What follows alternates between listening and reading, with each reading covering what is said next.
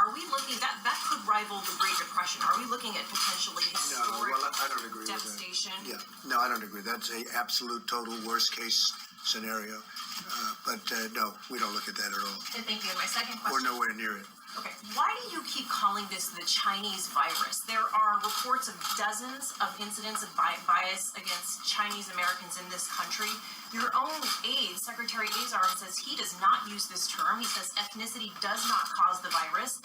Why do you keep using this? A lot of people say it's racist. It's not racist at all. No, not at all. It comes from China. That's why. Comes from China. I want to be accurate. Yeah, please, John. Please. The aides behind you. Are you comfortable with this term? I have great love for all of the people from our country, but as you know, China tried to say at one point, maybe they stopped now, that it was caused by American soldiers. That can't happen. It's not going to happen. Not as long as I'm president. It comes from China. John, please. Two questions, if I could, Mr. President. First of all, on the Defense Procurement Act, you're invoking it today. Senator Schumer said on the floor a short time ago that it urgently needs to be put into action to produce medical supplies, particularly ventilators. Do you have some targets that you would like to see immediately spooled up under the act? We have tremendous numbers of ventilators, but there's never been an instance like this where no matter what you have, it's not enough. That would be the case.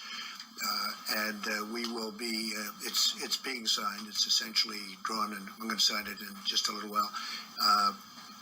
If we need to use it, we'll be using it at full speed ahead.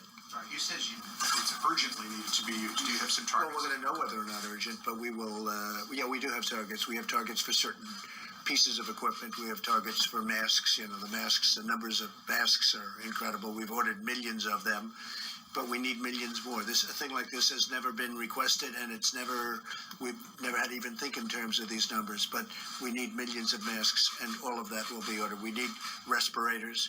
We need ventilators is a big thing because it's a complex piece of equipment. So we have a lot of ventilators, but we're going to be ordering more. And the second question, what size will the checks be that will be sent out to Americans? To be determined. We're working with the Senate right now. We're working with everybody on Capitol Hill. There's been tremendous, there really has been, I mean, with some exceptions, obviously, because it's always the way it is, but there has been, they've been getting along very well, Republicans and Democrats. It's a nice thing, very bipartisan, so forth. Would you like to see them more than $1,000? Well, we're going to see. I don't want to get into that right now, John. We are looking at different numbers.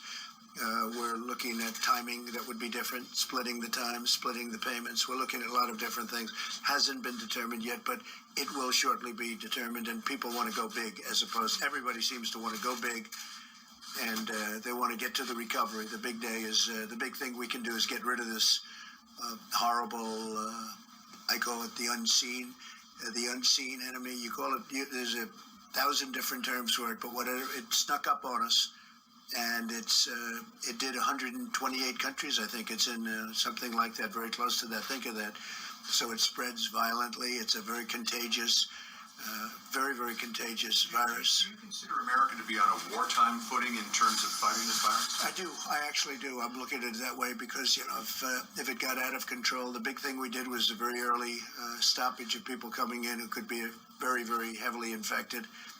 That was a very good move, and it was very early, very, very early, when most people, including a lot of professionals, they didn't want us to do it. That really saved a lot of lives, and yeah, I look at it, I view it as in a sense, a wartime president. I mean, that's what we're fighting. I mean, it's a very tough situation. You have to do things. You have to close parts of an economy that 6 weeks ago were the best they've ever been. We had the best economy we've ever had. And then one day you have to close it down in order to defeat this enemy. And but we're doing it, and we're doing it well. And I'll tell you, the American people have been incredible. For the most part, they've been really incredible. Yeah, please, Caitlin. For you, and then I have one for Secretary.